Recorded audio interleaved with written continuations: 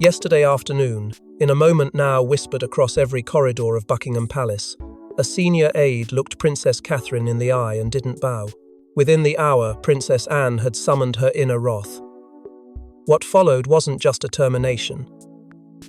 It was a purge, and it signaled something far more dangerous.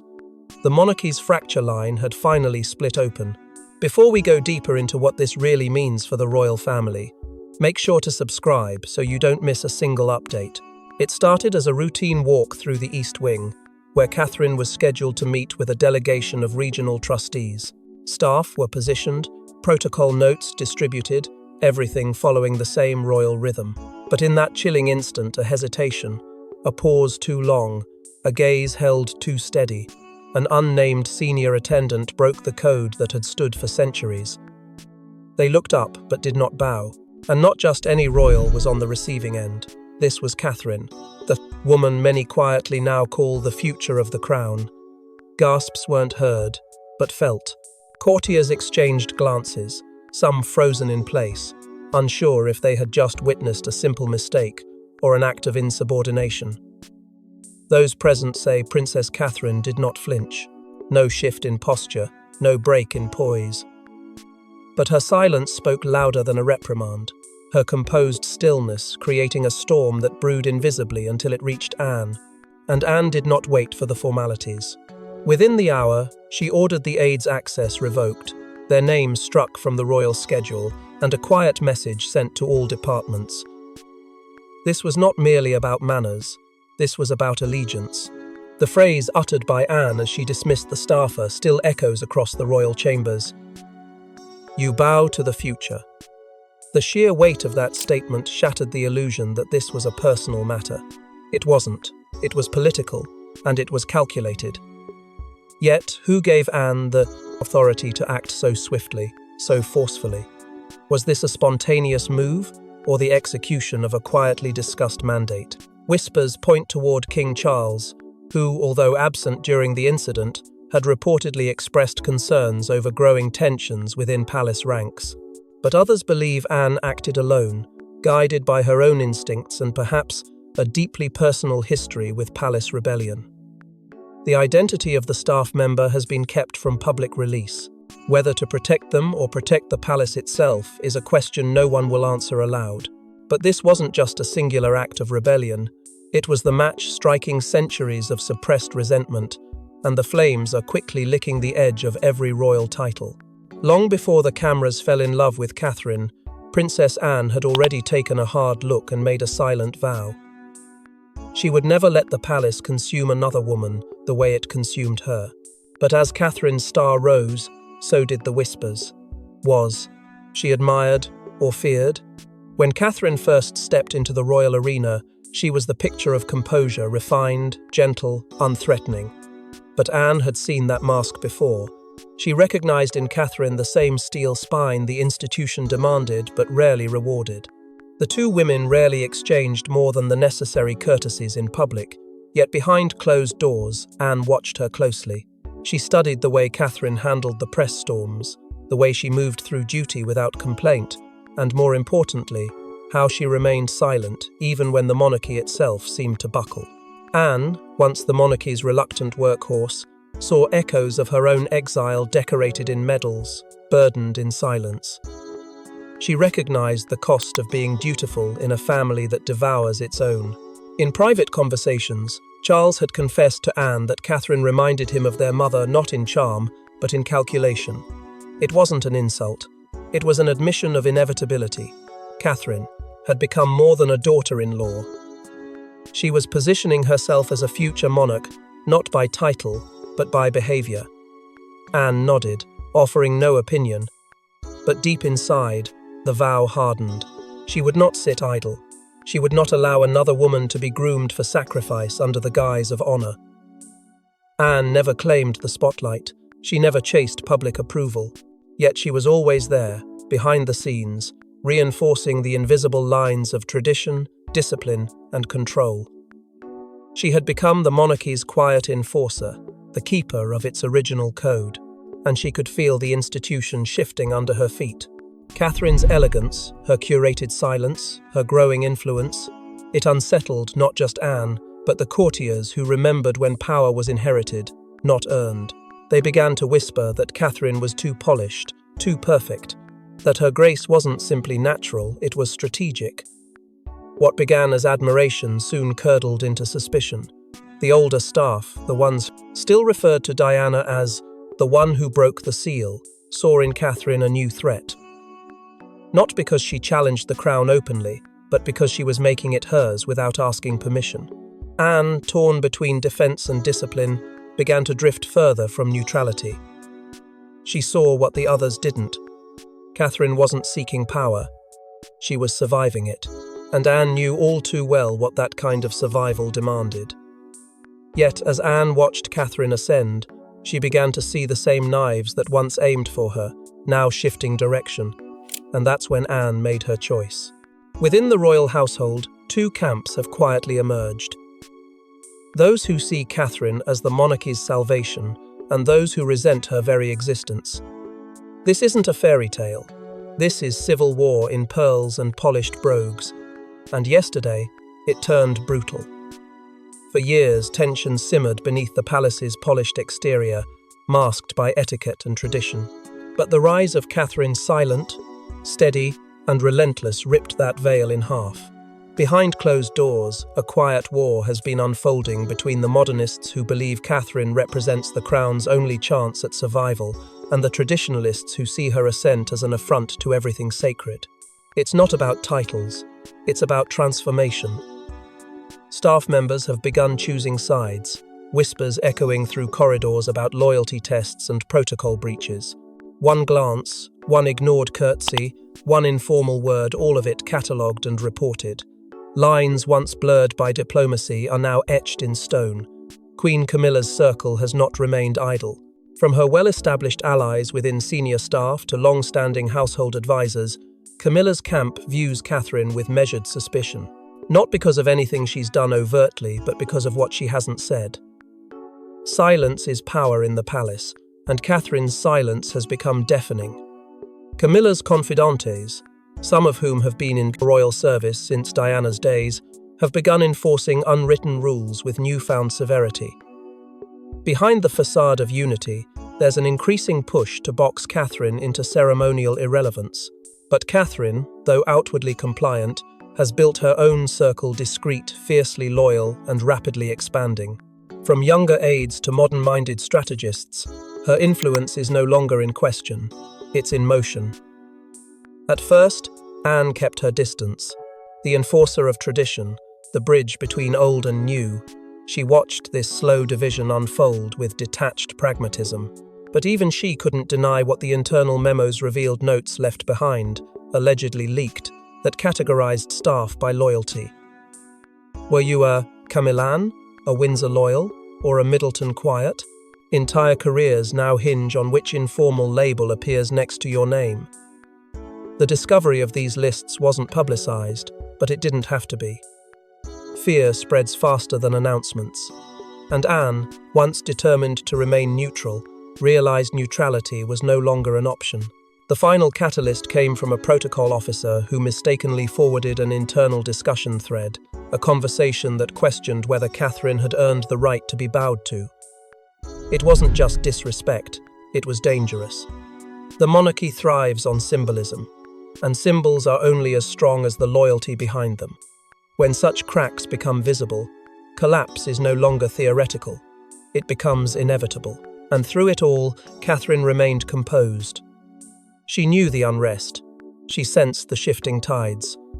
But she didn't react, not publicly. Her strategy was not to confront, but to endure. And that's what frightened the old guard most.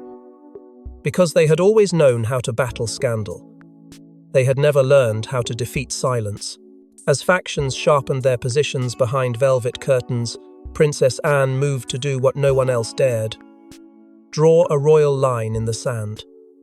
Multiple palace insiders, the room trembled with Anne's voice. She didn't simply dismiss the staff member. She delivered a speech that shook senior aides to their knees and forced every royal to reckon with their own allegiances. The confrontation wasn't scheduled, and that was intentional. Princess Anne didn't issue a summons. She walked directly into the East Wing briefing room, closed the door behind her, and locked it. What followed was not procedure. It was fury. Anne stood before the inner circle of royal staff, many of whom had served multiple reigns, and without ceremony or warning, called out the defiance that had taken place the day before. Her voice, described by one shaken aide as more cutting than any reprimand I've ever heard, sliced through the hierarchy that had allowed dissent to fester. There was no preamble, no negotiation. Anne's words were cold, surgical. "There is no monarchy without order," she said, "and there will be no disorder in my presence." Some stood frozen. Others, visibly shaken, kept their eyes lowered. One aide reportedly left the room in tears, and another slammed the door behind them when dismissed. There were no second chances offered. Those who had defended the staffer's refusal to bow were named, then silenced. The language was not violent, but the implication was devastating. Disloyalty, in any form, would no longer be tolerated no matter how long you'd served, no matter who you answered to. And although her words were aimed at staff, their true target felt broader. The message carried upward, into rooms Anne wasn't in, aimed at royals who had allowed this fracture to grow unchecked. Catherine, interestingly, was nowhere near the room. She had been informed the meeting would take place, but was told not to attend. Some speculated it was Anne's decision to shield her. Others believed it was a way of letting Catherine's authority manifest through silence, letting Anne take the heat while Catherine stood untouchable. Either way, Catherine's absence didn't weaken the message. It strengthened it. This wasn't Catherine demanding loyalty. It was Anne demanding it on her behalf, and that distinction changed everything. The Queen, when briefed, gave no official response. No public comment, not even a private one relayed through aides. And that silence, so unlike Camilla's usual calculated positioning, raised deeper concerns. Was it strategic silence, or was she blindsided? Had she underestimated Anne's threshold, or did she quietly agree with the cleansing of dissent? The power struggle, already tense, now had a third axis, one that answered not to media strategy, nor to public favour, but to legacy. Behind all the protocol, one question lingered. Was Anne acting out of principle or fear? Had she snapped because tradition had been insulted, or because she saw the structure itself crumbling? For all her authority, Anne is still human, still a daughter of a dynasty that has destroyed as much as it has crowned. And somewhere, perhaps even she knew, this wasn't just about one act of defiance. It was about what that act represented: a shifting of power, an unraveling of control, and a future she might not be able to contain.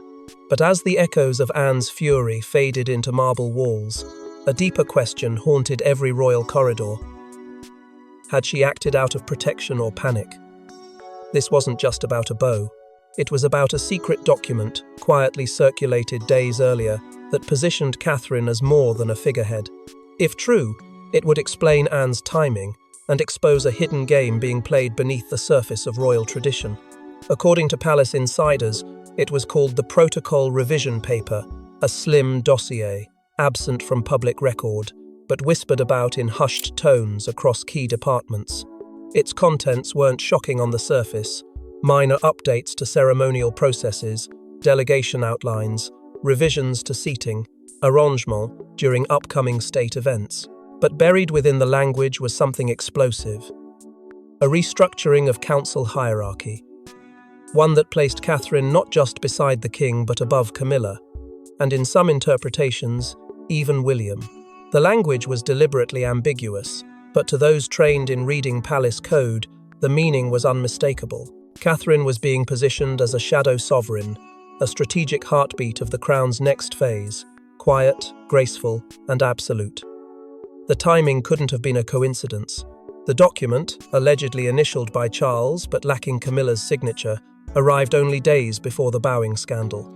Some say Anne was one of the few who saw it in its raw form early enough to internalize the implications, but late enough to know that action had to be immediate. That protocol breach by the staffer wasn't an isolated act of rebellion. It was a stress fracture in a system already buckling. And Anne's eruption, though emotional, was also timed with precision. Because if the palace didn't act decisively in defense of Catherine's new standing, it would signal weakness and, worse, hesitation. But this revelation stirred more than loyalty. It stoked fear. Fear that Catherine's rise was happening too fast, too publicly. That her elegance was no longer ceremonial, it was structural. And while the monarchy often operates in slow, whispered shifts, this felt like a leap. Traditionalists, many still reeling from the loss of the Queen, found themselves unmoored. Catherine's popularity with the public, once seen as an asset, had begun to feel like a threat to the inner circle. She wasn't being shaped by the institution she was shaping it. Some claimed the document had been Charles's way of preparing the monarchy for inevitable evolution, streamlining the future without alarming the present.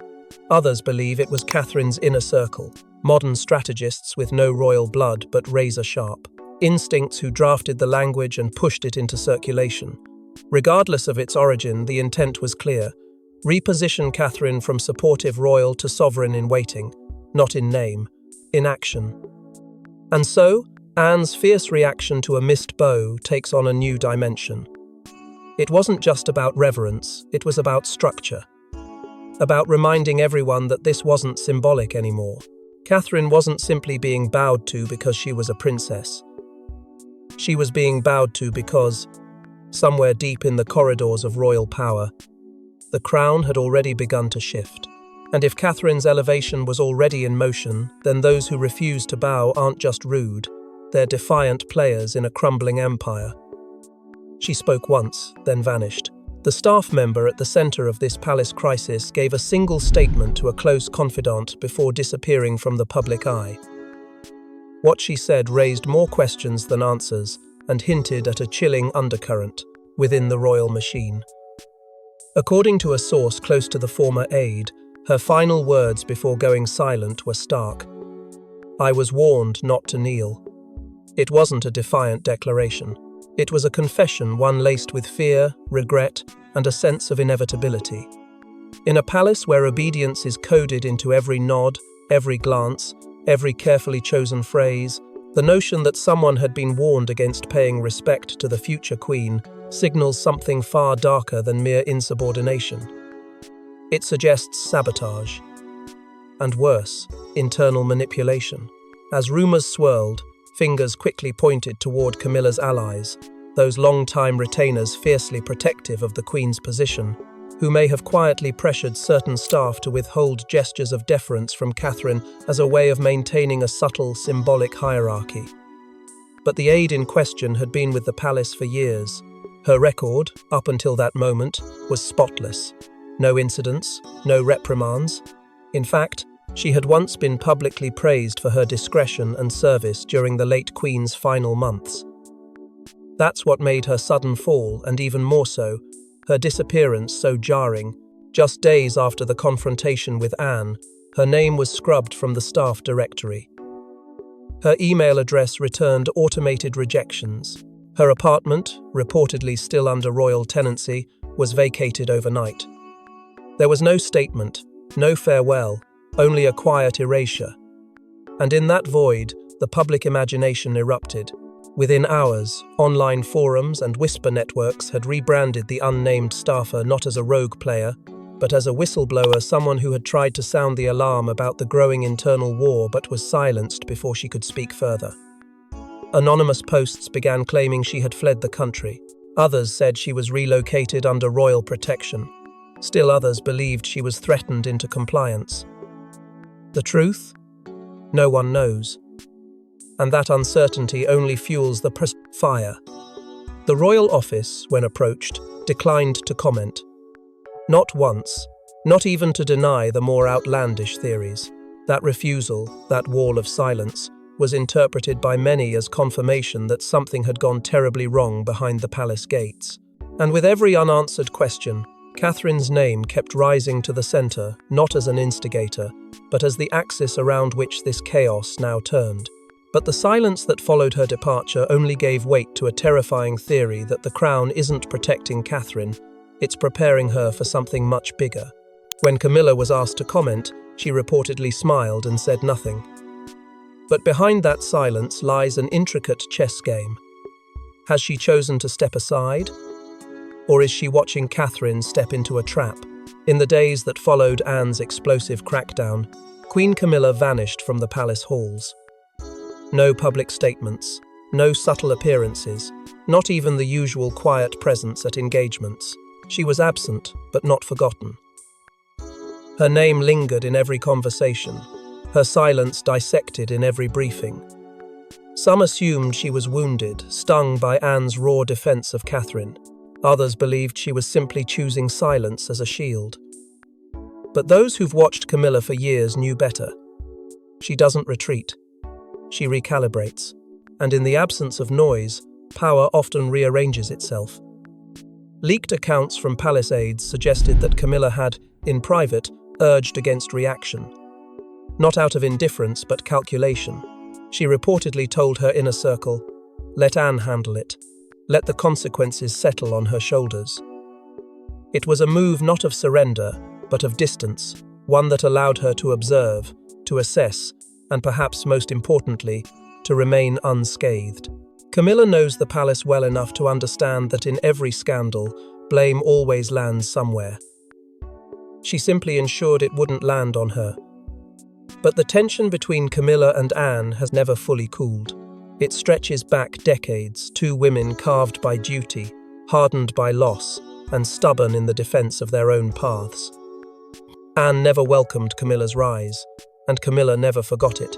So, when Anne chose to publicly defend Catherine when she expelled a staffer in the Queen's name, but without her input, it wasn't just loyalty to the monarchy. It was a challenge to Camilla's relevance. And Camilla, rather than fight it, let it burn. Oddly, her own court was seen toasting after the staff dismissal. Whether it was a sarcastic gesture or something more sinister, no one knows. But the visual struck deep. Some speculated it was their way of celebrating the chaos. Others say it was relief that the target had shifted from Camilla to Anne. Because if Anne had overstepped, if Catherine's camp pushed too hard, it wouldn't be Camilla left holding the fallout. And if the monarchy began to buckle under Catherine's growing influence, Camilla could emerge not as the aggressor but as the quiet, measured hand who tried to warn them all. There's even talk that Camilla predicted Anne's move, that she saw the storm coming and deliberately stepped away, allowing it to unfold without interference. And if that's true, then Catherine's rise may not be as untouchable as it seems. Because Camilla doesn't strike when her opponent is building power. She waits until they're surrounded by it, distracted, confident, exposed. And in that moment, she moves. Yet, as Camilla retreats from the spotlight, another woman is stepping fully into it, and with every step, she's being watched by eyes that once plotted Anne's downfall. She hasn't said a word. But yesterday, Catherine walked into the palace with her chin high and every aide bowed. No press release, no speeches, just quiet dominance. In a world where silence is strategy, Catherine just changed everything. The days following the staffer's dismissal were filled with tension, speculation, and quiet realignment. But while others whispered and scrambled, Catherine remained still. She didn't grant interviews, didn't leak rebuttals, didn't maneuver behind the scenes because she didn't need to. The power she now carried wasn't loud. It didn't require confirmation. It simply existed, and in its presence, resistance began to dissolve. Those who had once hesitated in showing her deference now moved swiftly to correct course. The same corridors where glances once lingered in uncertainty were now corridors of certainty. Every aide, every footman, every advisor lowering their heads just a second longer than before. It was subtle, but unmistakable.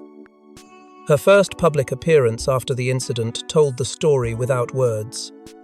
Catherine arrived poised and composed, standing taller not in stature but in stature's shadow. Behind her, the narrative had flipped. This was no longer about defending her position, it was about accepting that she had already won. Senior advisors, once loyal to multiple poles of power, now leaned in her direction. Meetings that once filtered through layers of hierarchy were quietly rerouted. Directives that required the king's signature were reportedly pre-approved by Catherine in private. The reshuffling wasn't announced. It just happened, and no one challenged it. Online, the response was immediate and thunderous. Social media platforms flooded with hashtags number Queen in Waiting, number The Future is Catherine, number Bow to Her. Photos of her walking into the palace, head high and expression unreadable, went viral. Commentators noted the irony. Catherine didn't break her silence. She expanded it, and in doing so, she became louder than anyone else in the room. Supporters praised her elegance under fire. Even skeptics, those hesitant about her growing role, admitted there was power in her restraint. Not passivity, authority, earned, claimed, undeniable. And yet, behind this calm ascendancy, murmurs continued to circulate. Some speculated the king himself had authorized a behind-the-scenes shift in structure, quietly passing more responsibility to Catherine as a way to stabilize the monarchy's future. If true, it would explain the sudden shift in senior staff behavior. That the staff, after seeing Anne's fierce protection of her, simply made the decision for themselves. When tradition fails to define power, perception fills the void, and perception now favored Catherine. Still, amid the unfolding loyalty and the visible change in dynamics, one truth remained buried beneath the surface. This wasn't the conclusion of a conflict. It was merely the result of one battle. Because Anne's move to defend Catherine hadn't just been about this week. It was a warning shot, a message coded in fury and tradition. Something far greater had been set in motion. But while Catherine now commands the room, one final shock still waits in the wings because Princess Anne's, the decision wasn't just about now. It was about what's coming next. The story was about a bow, but the war is about succession. Sources now suggest that behind the firing lies a brutal new reality. A royal ultimatum has been issued. And it's not just to staff. It's to Camilla, Charles, and even William. Behind the stone walls and iron gates of the palace, a confidential document is said to have circulated, one that makes no public mention of scandal, but carries the weight of transformation. This document, according to those who claim to have seen it, doesn't propose ideas. It dictates outcomes. It outlines a transition not of titles, but of control. It doesn't name Catherine as queen, not yet, but it does something far more potent. It refers to her, in bold ink and deliberate phrasing, as the future sovereign guide. Not an accessory to the crown, a compass, a command. And beside this line, reportedly, sits the signature of every senior royal advisor except for two: Charles, whose pen wavered, and Camilla, whose name was never requested. Princess Anne, quiet for decades, has now stepped into a new role. No longer just the guardian of tradition, she has become the executor of inevitability.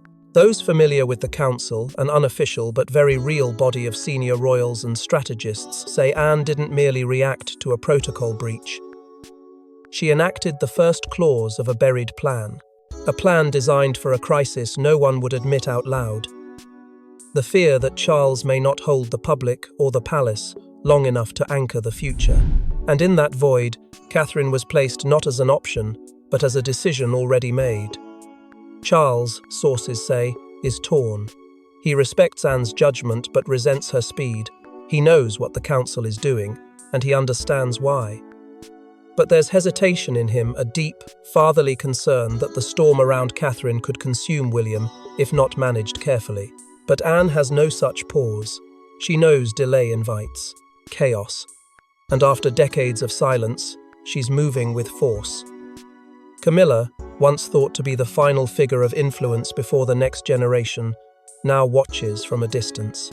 Her voice, once powerful, has reportedly been excluded from recent discussions. Advisors once loyal to her now deliver updates directly to Catherine's office. The Queen may still have her title, but her grip has loosened and everyone knows it. And then came the moment that sealed the rumour into reality. During a private, high-level meeting in the palace drawing room, staff were called to stand. As King Charles entered, all eyes were on protocol. But before he crossed the threshold, the entire room turned to Catherine and bowed. It was not coordinated, it was not demanded, but it happened. And Charles, looking on, said nothing. And just like that, a simple refusal to bow revealed the truth. The monarchy has already chosen its queen, not by birthright, but by dominance. Thanks for watching. Please don't forget to like and subscribe, and we will see you in next one.